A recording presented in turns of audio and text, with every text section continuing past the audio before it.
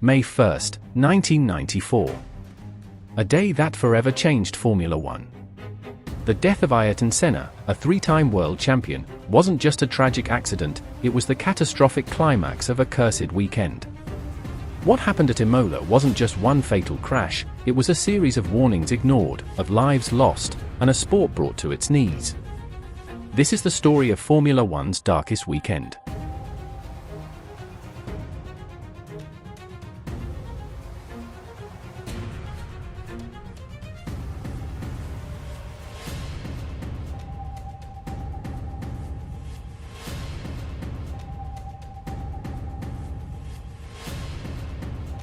Ayrton Senna da Silva was more than just a racing driver. He was a national hero, a spiritual figure, and to many, the greatest Formula One driver of all time. Born in São Paulo, Brazil in 1960, Senna showed incredible talent from an early age.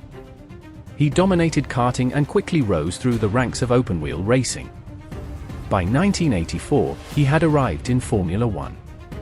And by the late 80s, Senna was a force of nature. His battles with Alain Prost became legendary. His wet-weather driving was poetry in motion. And his raw speed? Unmatched. Senna won 41 races and claimed 3 world titles, all while carrying the hopes of a nation on his shoulders. Imola. The San Marino Grand Prix. April 29 to May 1, 1994. From the start, something felt wrong. On Friday, young Brazilian Rubens Barrichello crashed violently during practice. His car flew, flipped, and smashed into the barriers. Miraculously, he survived with minor injuries. But worse was to come. On Saturday, during qualifying, Austrian driver Roland Ratzenberger lost control of his Simtek at over 190 miles per hour. He struck the wall head-on. The front wing had failed. The impact was fatal. Senna, deeply shaken, walked the crash site himself.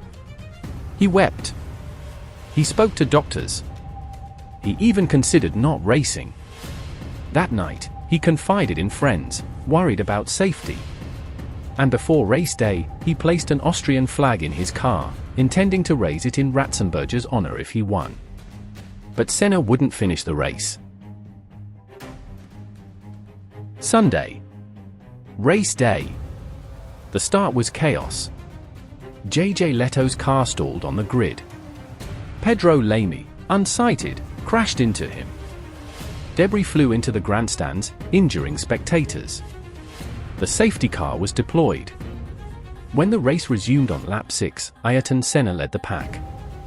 Lap 7 began normally.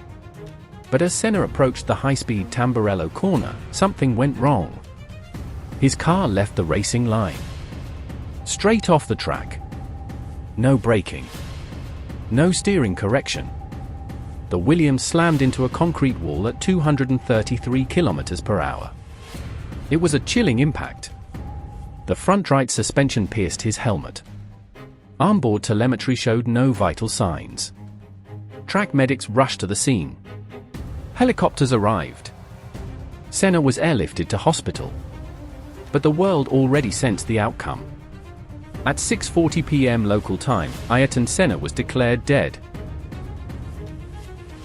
The world was stunned. Brazil went into mourning. Over 3 million people lined the streets for Senna's funeral. National heroes are rare. Legends, rarer still. Formula One had lost its brightest light. But Senna's death sparked an awakening. The FIA launched a full investigation. Major safety reforms followed. Cockpit design was changed. Crash barriers were improved. Medical response systems were upgraded. The HANS device, high cockpit sides, and crash survivability became priority. No driver has died during a Grand Prix weekend since.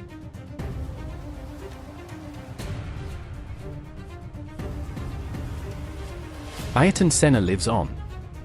In every modern safety rule. In every young driver he inspired. In the lives saved by the changes his death forced upon a dangerous sport. Lewis Hamilton, among others, called him a hero. Drivers still visit Senna's statue at Imola. Fans chant his name. Streets in Brazil still bear his name. His legacy isn't just in records or trophies, but in the soul of the sport. In the belief that speed must be matched by safety. Senna may be gone, but on every track, in every corner, and in every heart that beats for Formula One, he still races. If Ayrton Senna's story moved you, please like this video, subscribe for more racing history, and share your memories or thoughts in the comments. Let's keep the legend alive.